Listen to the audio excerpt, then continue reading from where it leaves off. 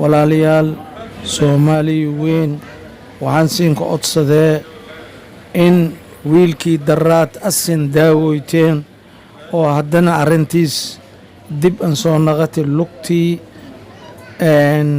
dhayanti bukaankii ilaahay ka bii laakiin xididadiis waa tuuban isbitaalkiinka naqni jayni waxay dhaheenaa xididadan waxay baahanyiinaa wala dhahaa visa tarbiyadana halaagii socdaase nin sheegeen 6 bilood isocdaase yoonkiina waxaa ka baxaase $25 ka baxaase 6 biloodnay socdaase sida uu la nin sheegi walaalayaal geerad isagoo tabcaan aya dhiig shay u wadaa maladiis da'aasu wasakh shay dhan socdas wala nin qabateen haddana dhammaystirkii asil la'aantiin ahaada waaye meel oo hadda walananka qabadana ma haayo xaaladay aad in hunta bal wixii oo meeshaasay lanin soo sheegeen siin soo gudbine wixii ilaahay niil ognan siin sheegaane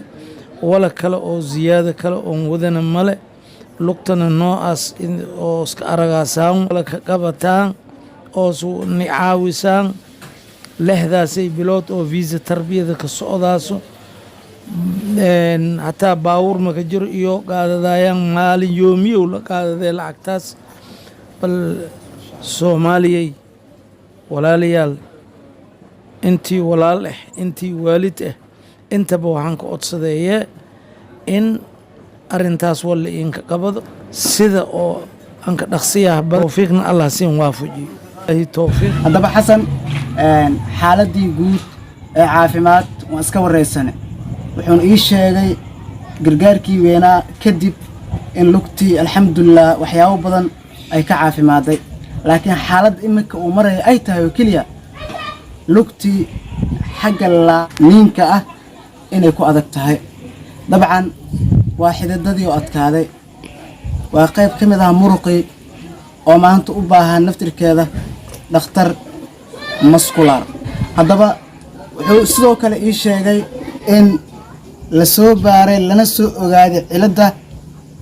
habka lagu bixin karana ay tahay fiiso tarbiya oo ah in howlgal waliba ama mid waliba howlgalkii ay sameynayaan ay ku bixayso qarash ugu yaraan $25 ah sida warqadda rasiidka ay ku qorneedba haddaba wuxuuna soconayaa ilaa 6 bilood oo laga hagaajinayo xididaha iyo muruqa oo la fariisanayo haddaba xasan alla ayaa u maqan iyo bulsho weynta Soomaaliyeed run ahaantii aaba maxamed cumar waa aabo waayeel ah maantana jecel bulshadiisa had iyo jeer iyo tulkiisaba inuu ka dhex muuqdo garabkoodana uu arko had iyo jeerna u duceeyo maanta wax waliba uu taminaya ama umuuraha haysto haddaba xasan wuxuu degan yahay gudaha gobolka Shabeellaha Hoose gaar ahaan degmada Afgooye halka isbitaalku uu ku yaalana waa magaalada Muqdisho waxay rabtaa tirsboor maani walibana waxay rabtaa fiisada la sameynayo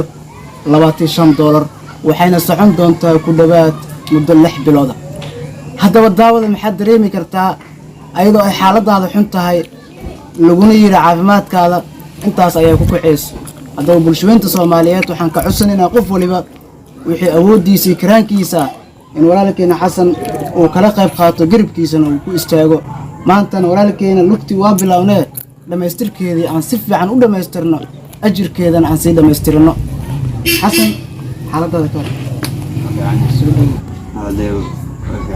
haye marka dabcan xaaladii ugu horeysa waxay ahayd lugtii oo dhinaca weyn boogka ah lugtii waxay mutus kartaa lugtii waxay inaan mutus kartaa waa tahay lugtii alxamdulilah dabcan waxaad ogeedeen qof walba oo ka qayb qaatayba iyo intii u soo duceysay halkaanoo boog ah falilaahi alxamdu iminka way u caafimaaday laakiin waxaa adkaaday lugtii dhaqdhaqaaqeeda ay ugu horeysa socodka haddaba walaalayaal aan ka qayb qaadanno walaalkeena caafimaadkiisoo dhammaystiran si annagana alle subxaanahu wa tacaala oo annagana umuuraheena inoogu sahlo qof walboo Soomaaliyeedna waxaa laga rabaa in maanta uu ka damqado walaalkeena xanuunsan ee maanta socdaalkiisii uu ku jiro qalqiil.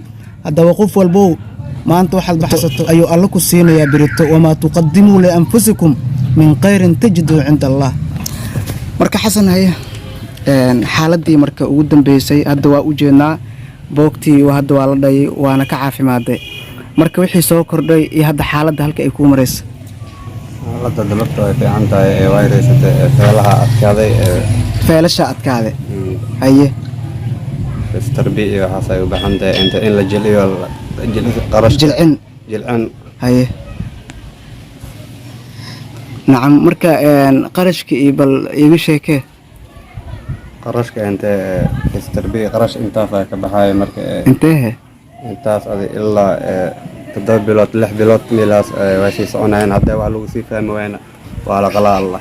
haye marka qarashka meeqay sheegeen qarashkaadi maalintii? maalintii waxaa ka baxay $25. nacam. marka trisborn waa kuu sii dheeriya. haye bulshooyinta Soomaaliyeed ee mar walba garabkaada taagan maxaad ka codsanaysaa?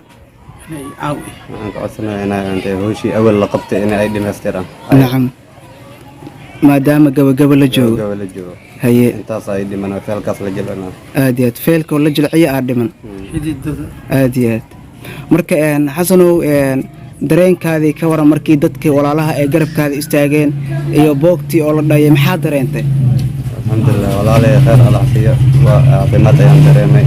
waa caafimaaday waxa ay sii dhiman feeladaas in la sii jilco insha allah. feelashaan Soomaaliya waa garabkaaga. ummadda Soomaaliyeed waa ummad run ahaantii gacan furan, iimaan leh, 100% muslimiin ah. haddii jeer jecelna in dadku walaalahooda ay caawiyaan kana murgoodaan xaqiiqatan dhib walba maanta la soo gudbaan qof walba muslim Soomaaliyeed ah. haddaba markii aad dareentay boogtaasi la dhayay farxadaad dareentay, hadda feelkaani xaaladda la marayo haddii dadkii Soomaaliyeed qayb weyn ay kaga qaataan oo caafimaado, dareenkaada sidoo noqon doona hadduu alla idmo? kan hadda aan dareemay ka daran ayaan dareemi doonaa insha Allah. nacam.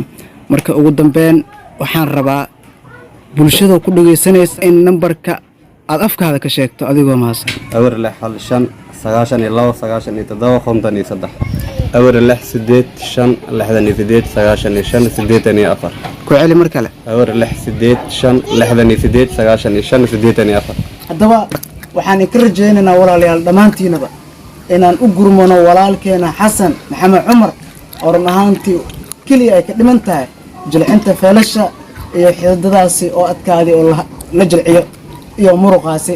lugtii alxamdulilah way daboowday, balse waxaa ka dhiman waxay tahay dhaqdhaqaaqii. walaal maxaad dareemi lahayd hadday lugtaada aysan laami karin? way xanuun badan tahay. maanta xaaladaasi ayaa haysata walaalkeena. fadlan walaal waxaad awoodda kaga qayb qaado caawinta walaalkeena, ha yaraato ha badnaato. alla subxaanahu watacaala agtiisa waxaad ka heli doontaa waxaana la qiyaasi karin oo ay dhaayo iyo dhago midna aysan arag. barnaamijkan lamid intaan ku kulmayna waxaan idinkaga tegayaa, waxaan isku ognahay ka farxinta walaalkeena xasan maxamed cumar. waxaan idinkaga tegaynaa. asalaamu calaykum waraxmatullahi wabarakaatu.